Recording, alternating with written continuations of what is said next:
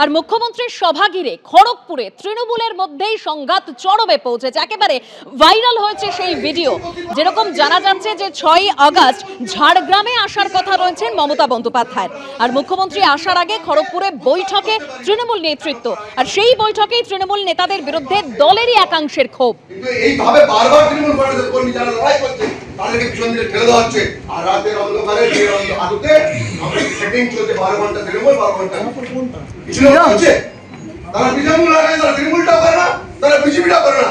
সেটিংটা তো ভালো। আমরা পেপার মিডিয়ায় দেখছি, বিভিন্ন সময় দেখছি যে ঘন্টার পর ঘন্টা বৈঠক চলছে, কেউ কি সেটিং করে চলে যাচ্ছে আমাদের রাইটের গেস্ট হাউসে, তার সঙ্গে বৈঠক করছে ভিতরে ভিতরে আমাদের কাছে আছে। এটা কেন হচ্ছে? একজন বিধায়ক যে লাগাতার মুখ্যমন্ত্রীকে গালাগাল করছে, আমাদের শাসককে গালাগাল করছে, আমাদের অভিষেক বন্দ্যোপাধ্যায় গালাগাল করছে, তার সঙ্গে কিসের সেটিং? তাকে কেন জায়গা দেবে পৌরসভায়? তার ফান্ড কেন বাঁচবে? তার ওয়ার্ডে করবে। আজকে দেখা যাচ্ছে তিনি লাইট লাগাবে, সেখানে তার ছবি লাগানো, ডিজিটাল ছবি। তাহলে সেই ওয়ার্ডে আমরা লড়বোটা কি দিয়ে? যে 4 বছর পেলাম না আমার ওয়ার্ডে, সেই ওয়ার্ডে যদি কালকে 4টা লাইট লাগে, পোস্টার লাগিয়ে দেয়। যে ভিডিও ভাইরাল হয়েছে, যেখানে মুখ্যমন্ত্রীর সভা ঘিরে খড়গপুরে তৃণমূলের মধ্যেই সংঘাত চরমে পৌঁছেছে। মুখ্যমন্ত্রী আসার আগে খড়গপুরে বৈঠকে বসে তৃণমূল নেতৃত্ব, আর সেই বৈঠকেই তৃণমূল নেতাদের বিরুদ্ধে দলেরই একাংশের ক্ষোভ।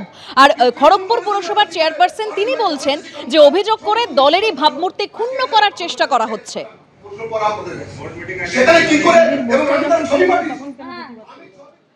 এটা একদম আমাদের আভ্যন্তরীণ বিষয়। সেখানে আভ্যন্তরীণ বিষয়ে দলীয় কিছু এজেন্ডা থাকে, দলীয় কিছু কর্মসূচি বা দলীয় কিছু বিষয় থাকে, সেগুলো আমরা আমাদের নেতৃত্বের সামনে, জেলা সভাপতি সহ যারা ছিলেন, চেয়ারম্যান সহ যারা ছিলেন, প্রত্যেকের সামনে আমরা তুলে ধরেছিলাম সেই বিষয়টা। দলের বিষয় আমরা দলকে জানিয়েছি এবং নিশ্চয়ই দলের নেতৃত্ব শুনেছেন। তারা নিশ্চয়ই আগামী ব্যবস্থা নেবে। যেটুকুনি আমাদের ক্ষোভ বা যেটুকুনি আমাদের সমস্যা রয়েছে সেটা নিশ্চয়ই তারা ব্যবস্থা নেবে। এই বিষয়ে মনে হয় না আমার কোথাও বলা উচিত, কারণ দলকে যখন আমি ভালোবাসি, দলটা করি, প্রথম দিন থেকে দল করছি, সেই ক্ষেত্রে দলের পাশে থেকে লড়াইটা আমাদের করতে হবে।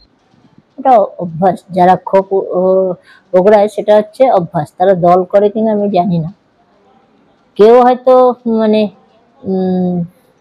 কারো নামে বলে আনন্দ পায়, কিন্তু এটা বোঝে না যে দলকে ছোট করা হচ্ছে। ছোটকা পাল বলতে চাইছে যে যেখানে কাউন্সিলর নেই সেখানে কিছু টাকা দিতে, সেটা তো দেওয়া যায় না। সেখানে তো অন্য ধরনের কাউন্সিলর আছে, তাই না? না, জেলা সভাপতির উপরে উঠে দিয়ে উনি বলেছেন যে যেহেতু উপরে দিল এই জন্য যেহেতু এখানে প্রেসিডেন্ট স্থায়ী করতে পারেননি, কিন্তু প্রেসিডেন্টটা স্থায়ী তো উনি করবেন না, রাজ্য থেকে হয়ে আসবে।